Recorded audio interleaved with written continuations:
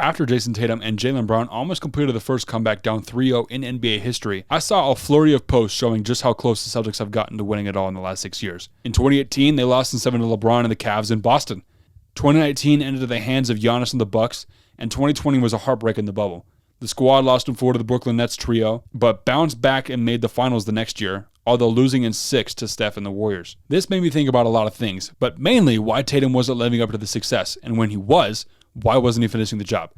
This sparked the idea in me that there is only so much room in the NBA for talent, and truly only the best of the best lead their teams year after year. I like to call this the Second Star Theorem, which showcases that the tier just under all-time greats are left out from receiving all that the GOATs get. A brief look at the second stars include, but are certainly not limited to, Charles Barkley, John Stockton, Karl Malone, Harden, AI, Steve Nash, Melo, Patrick Ewing, and others. None of the players I have just listed ever won a ring and were overshadowed by guys who led their teams to championships. We all know these names: MJ, LeBron, Magic, Bird, Curry, Duncan, Kobe, and about 5 to 10 other people. Now understand, there's only one ring available each season. These guys were so good that they took multiple rings over the course of their careers. To show you how rare this airspace is, here's a list of all the rings that have been won since the modern NBA, which I believe started in 1980. There are only 12 guys who have won more than 2 rings while being the leader of their team.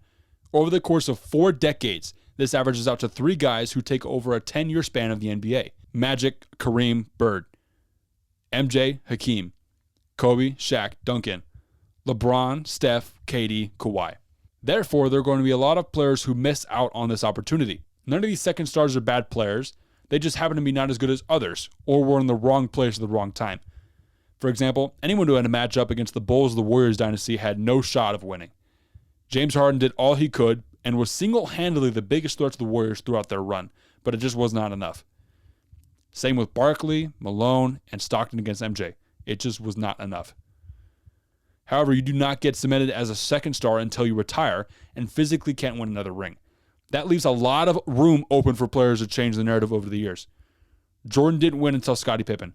Hakeem didn't win until Jordan took 2 years off. Kobe and Shaq ran a three-peat once there was no Jordan for good. LeBron had to leave bummy Cleveland to have a competent enough team to compete in a championship. I used to be a major Giannis hater. I loved Harden, and when it came time for the world to talk about who was the MVP, I dissed Giannis for his lack of playoff oomph. Giannis proved me wrong. Back-to-back MVPs in a ring, catapulting himself right out of the second star conversation, leaving Harden in the dust. I fully believe that Jayson Tatum can do the same. However, he is far from the only ringless superstar in the NBA hungry for a shot at the title. Embiid, Luka, Ja, Booker all wait alongside him.